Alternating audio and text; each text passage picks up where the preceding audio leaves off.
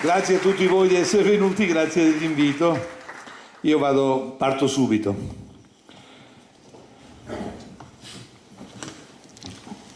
Non si sgancia?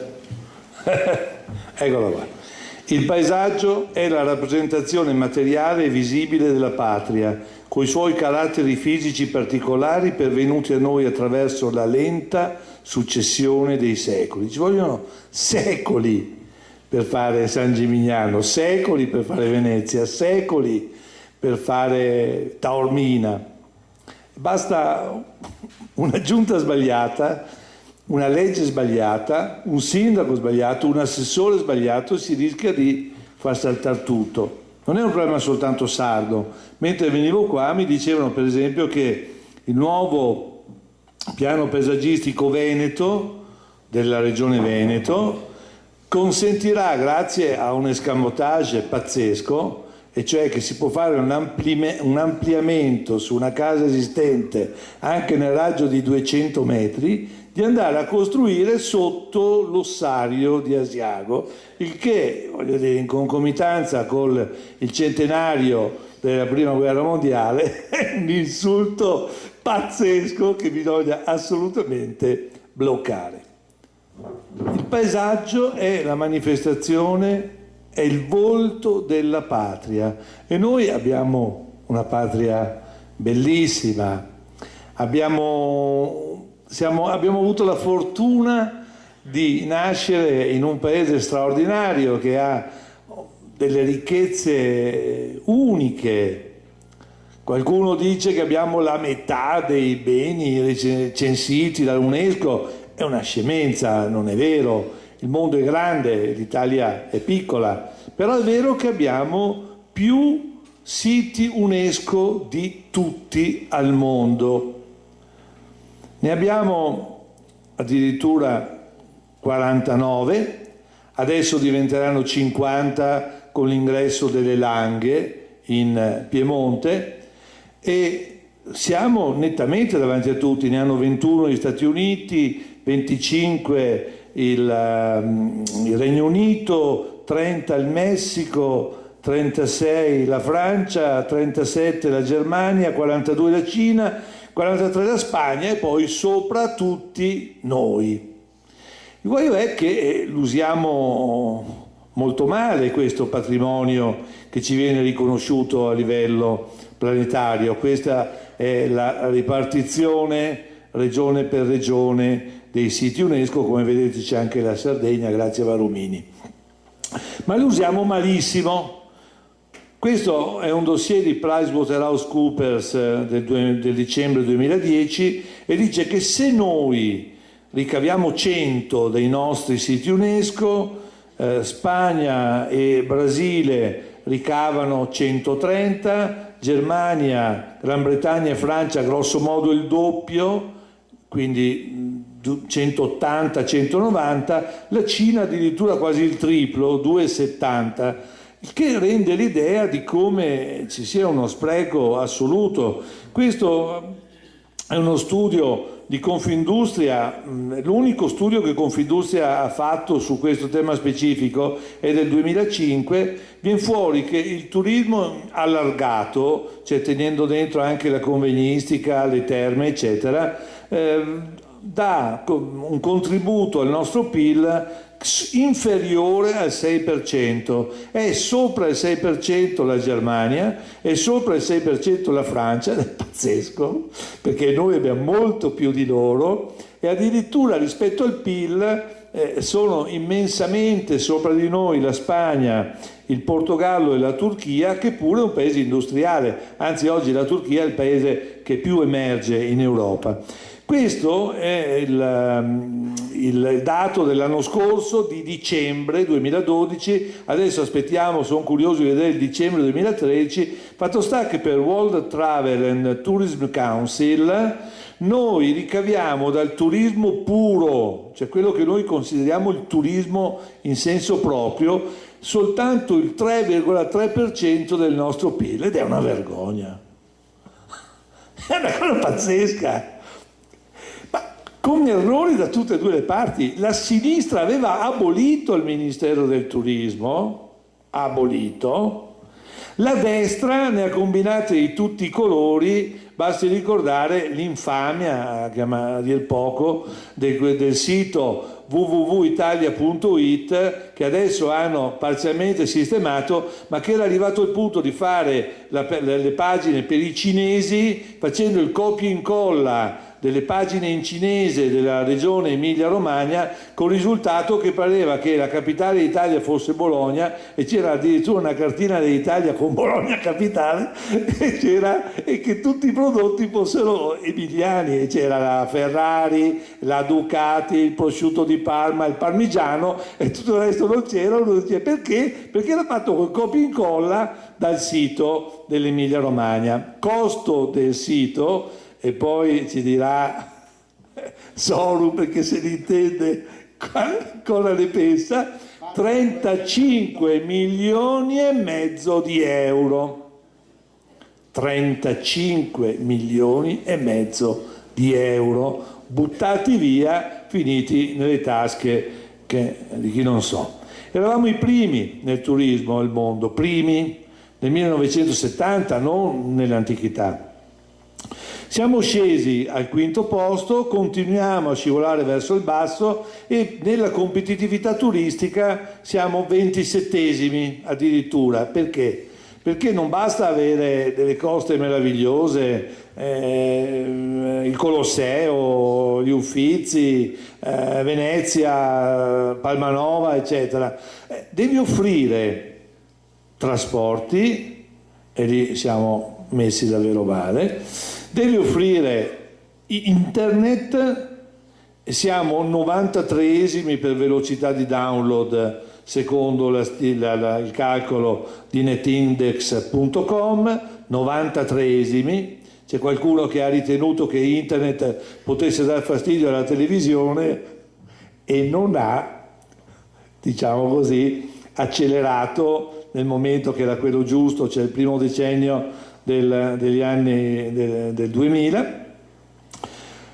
Alberghi buoni ma che non pelino le persone, trattorie e ristoranti buoni ma che non tirino bidoni alle persone, e soprattutto la sicurezza, cosa che noi in larga parte di questo paese purtroppo non siamo in grado di garantire.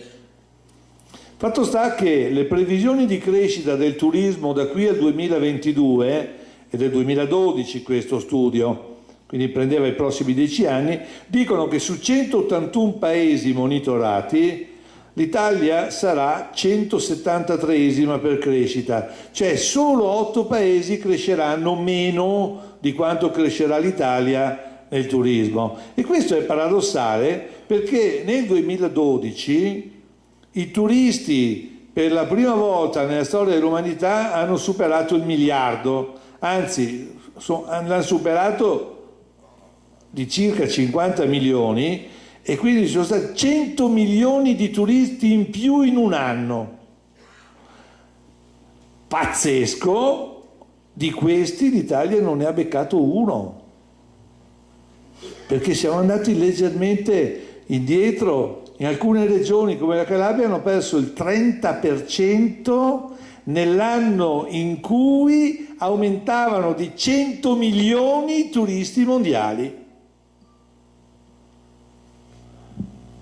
Guardate, il turismo straniero nel 2012 è sotto di 4,3 miliardi di euro sul 2006. Uno dice, ma com'è possibile? Hai 50 siti UNESCO, e restano fuori dei siti UNESCO posti come Taormina, come Selinunte, come Segest.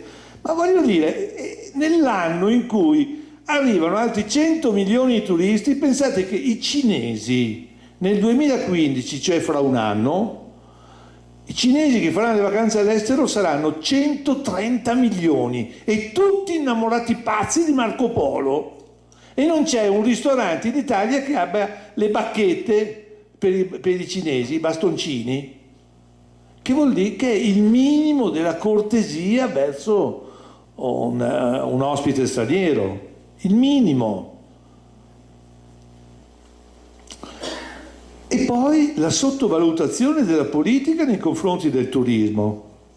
Il turismo diretto occupa in Italia 869.000 persone, la chimica 115.000. Vuol dire che il turismo dà da mangiare a 6 volte più che la chimica, ma tutti parlano di chimica e nessuno parla di turismo.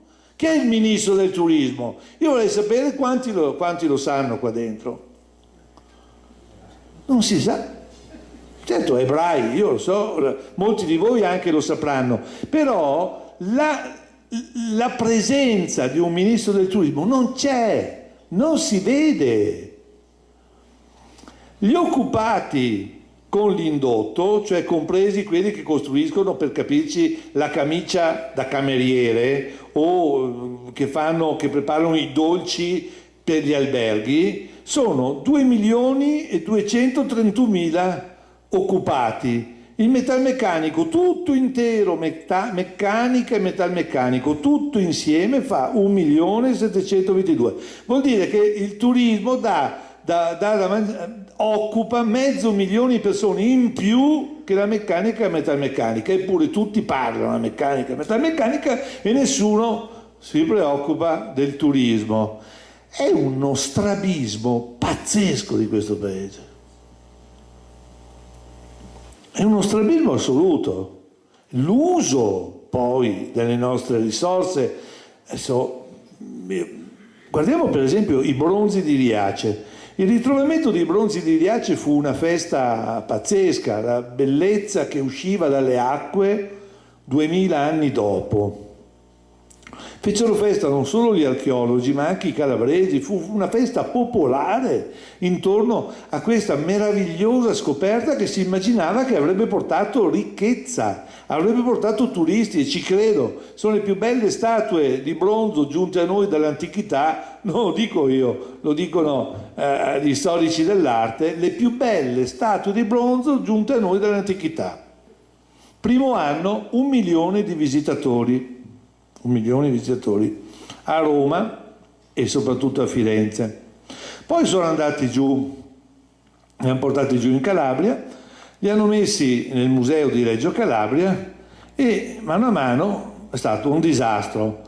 Nel 2008, che è stato l'ultimo anno in cui sono stati esposti, siamo nel 2014 ormai, nel 2008, l'ultimo anno in cui sono stati esposti tutto l'anno, hanno fatto 1/3 dei visitatori degli ippopotami dello zoo di Pistoia. Adesso sono stesi là, da anni, nell'androne d'ingresso della regione Calabria, stesi come calciatori infortunati, perché il museo è in ristrutturazione. Gara appalto in partenza per 15 milioni di euro, l'ha vinto un'impresa facendo un ribasso fortissimo, l'ha portato via per 11 milioni di euro, da 15 a 11, adesso ne ha già spesi 33, cioè si è moltiplicato di 3 volte l'appalto in 5 anni. Non solo, adesso che stavano per riaprirlo, stanno discutendo se aggiungere un nuovo lavoro e fare dei piani sotterranei al museo per tenere aperto il cantiere in base a quella micidiale, cretinissima idea che c'è in un pezzo del Mezzogiorno che finché il cantiere è aperto ci sono soldi e c'è lavoro. Per cui si rischia che il museo, invece che riaprire, resti ancora chiuso per fare nuovi lavori sotto. Ma guardate come li hanno usati i bronzi. Ci hanno fatto la pubblicità alla Renault, la pubblicità all'acqua di Colonia Possanza, l'hanno usato come simbolo per le uova regine, col doppio senso, uova grandissime. Ci hanno fatto un porno fumetto, Succhia, in cui i bronzi di Riace sollazzavano le turiste peccaminose e anche i turisti, perché in base all'antica Grecia ci stanno. E poi ci hanno fatto fino a questo spot dell'anno di 2 anni fa, pazzesco, Divertiti. 2000 anni. Guarda, sai che relax. Perché? Steso qui non ti rilassa. Così mi abbronzo. Aspetta, ma... Aspetta. E allora pari montagna e dispari mare. Calabria. Pensiero mediterraneo. Sbrigati. Arrivo. E i bronzi, cioè le più belle statue, solenni, arrivate noi dall'antichità, scappano sotto il naso del coro. Ma voglio dire, ma il modo di usare, ma qual è il rispetto per queste bellezze che abbiamo avuto la fortuna noi di avere e la sfiga loro di affondare davanti alla costa calabrese? Che fossero affondati davanti a un'altra costa magari finiva in maniera diversa, ma voglio dire, lì sono affondati e lì sono rimasti. Ma immaginate cosa avrebbero potuto fare con i fondi europei per incentivare il turismo, per aiutare il turismo, per muoverlo intorno a queste bellezze. Guardate, all'estero i fondi europei li usano per fare cose come questa. A Valencia, questa è la città delle arti e delle scienze, meravigliosa, disegnata da Santiago Calatrava. Questo è il ponte fatto con soldi europei che collega il continente al Peloponneso sopra Patrasso, andando a superare una cosa millenaria. È un ponte bellissimo, stupendo, fatto con i soldi europei. Gli altri ci fanno le autostrade, ci fanno i treni ad alta velocità e noi? Finanziamenti europei 2001-2006, 280.000 progetti finanziati, come buttare i soldi nel cestino. È tutto coriandolizzato, sono coriandoli, non sono finanziamenti. I fondi europei dovrebbero aiutare i paesi a dotarsi più indietro, a dotarsi di strutture tali per poter poi crescere. Fondi europei 2006-2013, 709.718 progetti monitorati. Gli altri fanno gli aeroporti, i porti, le autostrade, la linea ad alta velocità e noi gli diamo a Don Ciccio a Bagheria, trattoria Don Ciccio a Bagheria, 3.541 euro. Macelleria Ileana a Tortorici, 12.367 euro. Sala scommesse Casinò Palace a Montorio al Vomano, Teramo, 66.140 euro. Tra l'altro, andare a mettere una casa da gioco dove c'è stato un terremoto, finanziandola con soldi europei e facendo leva sul terremoto, è una roba da pazzi. Perché se c'è una cosa che non devi mettere dalle parti di chi è stato terremotato o alluvionato è una casa da gioco. È talmente ovvio, lo capirebbe anche chiunque. Ma che? Profumo di lavanda, guardate, questa profumeria a Siracusa, 2.271 euro. Agenzia funebre Giardino dei Fiori, Gangi, 3.264 euro. Hanno pensato, visto che non va più neanche l'economia è sommersa, proviamo con l'economia sepolta e hanno dato i soldi al becchino. Ora, ma ditemi voi, ma se in Europa cosa possono pensare di noi a dar via i soldi in questo modo invece che usarli per fare delle cose più serie? E nel frattempo il nostro patrimonio va in rovina. Guardate per esempio, questo è probabilmente la cosa più a rischio che abbiamo in Italia. Qui siamo a Carditello, zona di Camorra, siamo alla parte di Casal di Principe, provincia di Caserta. Questa è una meravigliosa tenuta, stupenda, dei Borbone, ed è stata saccheggiata da tutti. Ogni delinquente dei casalesi che ha cercato di ingentilirsi la casa portando via pezzi di affreschi, portando via le scalinate, portando via i camini, i cancelli, i rivestimenti dell'altana, le colonnine che tengono sulle balaustre, si sono portati via tutto. Si sono portati via tutto. E hanno abbandonato Carditello lì in mezzo alla spazzatura. Qual è il guaio? Che per oggi Carditello costa pochissimo, 8 milioni di euro e si compra. Bill Gates potrebbe comprarselo con il tempo in cui fa una telefonata, si compra Carditello. Il problema qual è? Che se tu compri Carditello, ogni camion di ghiaia, ogni sacchetto di cemento, ogni carriola di terra passa attraverso la camorra e quindi nessuno la vuole.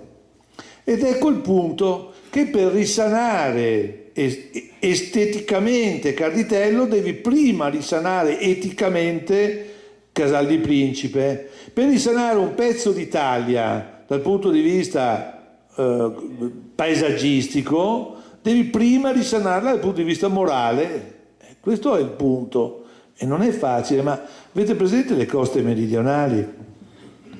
Goethe, quando le vide, scrisse: ogni volta che la penna vuol descrivere, mi vengono sempre sott'occhio le immagini della fertilità del suolo, del mare sconfinato, delle isole vaporanti nell'azzurro, della montagna fumigante, e mi mancano i mezzi per esprimere tutto questo. Cioè lui, Goethe, che sta con Omero, Shakespeare, Dante e pochi altri nell'Olimpo dei più grandi scrittori di tutti i tempi, dice: mi mancano le parole per dire quanto è bello. Cioè Goethe dice: mi mancano le parole per dire quanto è bello.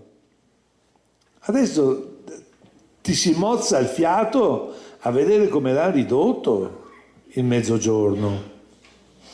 Qui siamo sotto Sperlonga, sulla costa domiziana, che una volta era descritta con toni di meraviglia estasiata dai grandi viaggiatori. L'hotel a Limuria a Vico Equense, il solarium a Catania, guardate che porcheria pazzesca. Qui siamo sul mare a Castellammare di Stabia, la palafitta di Falerna a Catanzaro, costruita platealmente sul demanio, perché se ci arriva il mare vuol dire che lì c'era sabbia, lì è su terra nostra, voglio dire, di tutti noi italiani, è su terra demaniale. Allora se non sono arrivate le ruspe, uno dice: forza Tirreno, portatelo via. Sto su un promontorio alto sul mare, un panorama stupendo, scrive Giuseppe Berto parlando di Capo Vaticano. Capo Vaticano era meravigliosa. E lì dove è stata scattata questa foto, grosso modo, dico a 30 metri, 4 anni fa, hanno fatto 2 buche, ci hanno messo intorno dei muri perimetrali, ci hanno messo il pavimento, hanno riempito d'acqua, chiesto il condono come vasche di irrigazione.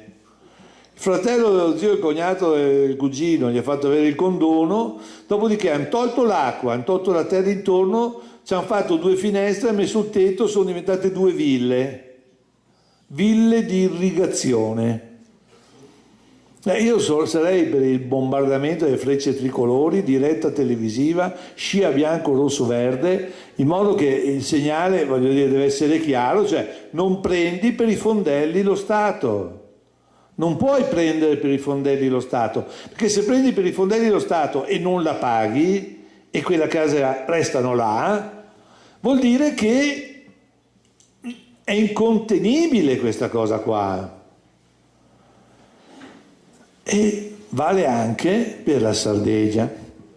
Adesso guardate queste immagini, le conoscete, questo è l'hotel Marmolata Santa Teresa di Gallura, questo è l'hotel Calamosca a Cagliari, che qui vediamo ravvicinato, vicino a Cagliari, questo è la Villa Puzzu, Porto Tramazzo, Capo Teulada, Capo Malfatano, qui è stato abbattuto, però è rimasto tutto là. Sono andato l'anno scorso con Stefano De Liperi, che è il presidente, l'animatore del gruppo intervento giuridico, e abbiamo cercato di capire hanno costretto a buttar giù, ma è rimasta lì. Tutte le macerie sono rimaste là. Il lavoro di portar via che avrebbero dovuto fare non l'ha mai fatto. E non sono solo cose degli anni 60, 70, 50. Qui siamo a Carloforte, questo è l'ampliamento in corso dell'hotel Baia d'Argento. Qui siamo a Cala Girgolu a San Teodoro, tutte cose in corso. La Maddalena, la conoscete meglio voi di me questa storia. Berlusconi ha detto: alla Maddalena è stata fatta la più grande bonifica ambientale mai fatta in Italia, in modo che l'isola diverrà un'attrazione turistica assolutamente d'avanguardia.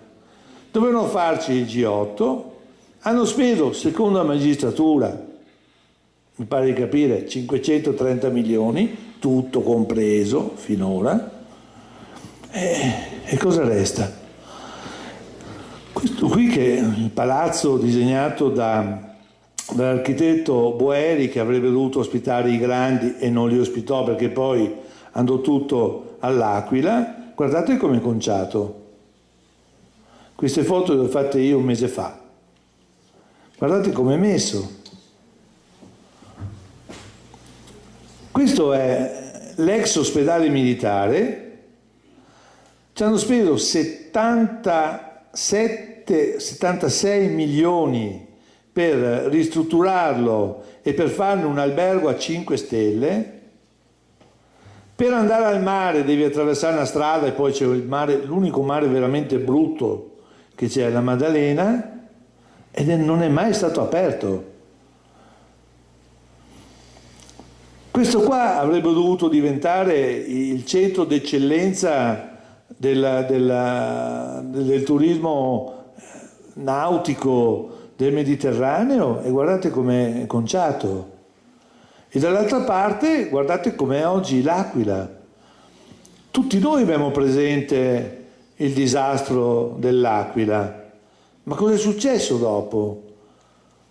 Dopo sono successe queste cose qua. Allora, guardate, 5 leggi speciali dal terremoto a oggi, 5 leggi speciali, 21 direttive del commissario vicario, 25 atti delle strutture di gestione d'emergenza, 51 atti di struttura tecnica di missione, 62 dispositivi della protezione civile, 72 ordinanze alla Presidenza del Consiglio dei Ministri, 152 decreti del commissario delegato, oltre 720 ordinanze del Comune. Ma qualunque cosa tu faccia all'Aquila violi qualche regola. È impossibile fare qualcosa in regola all'Aquila, perché c'è un tale casino fra queste norme che non puoi raccapezzarci, sì. È impossibile. Allora cosa succede? Succede che dove le regole sono complicate affogano le persone per bene, dove le regole sono complicate trionfano i furbi che trovano gli escamotage, trovano quelli che li aiutano a passare in mezzo a queste cose qua. Per cui oggi ricostruire l'Aquila è praticamente impossibile, ed L'Aquila è ingabbiata dalle regole come è ingabbiata dai tubi innocenti. Ma guardate, a proposito di cosa potrebbe essere il turismo usato bene, in questo studio fatto da Boston Consulting per l'Enit, fatto quest'anno, dice che la Sicilia ha 1500 km di coste e le Baleari 1430, cioè 70 di meno. La Sicilia ha 6 siti UNESCO: Eolie, Val di Noto, il Barocco, Siracusa, la Valle dei Templi ad Agrigento, la Villa del Casale a Piazza Armerina e l'Etna.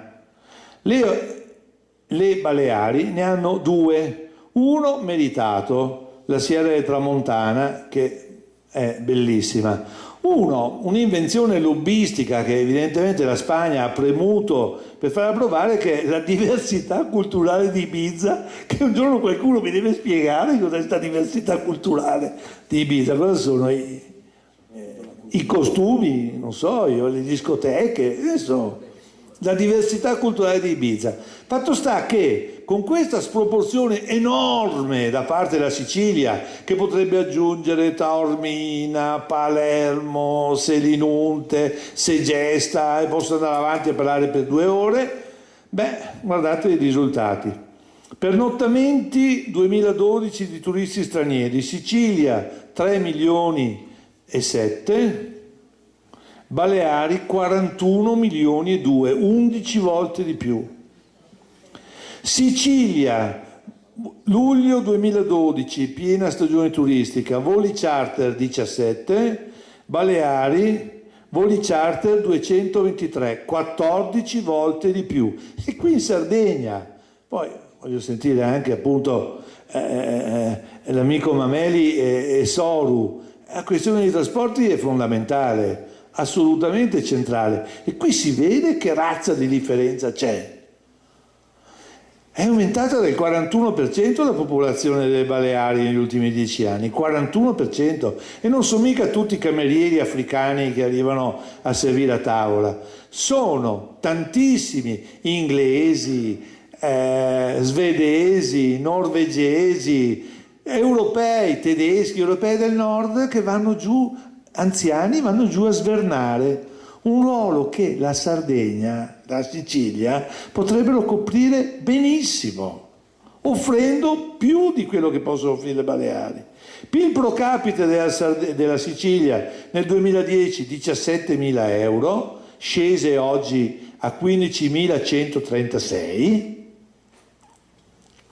PIL pro capite delle Baleari 24.672 euro, 9.000 euro più della Sicilia oggi.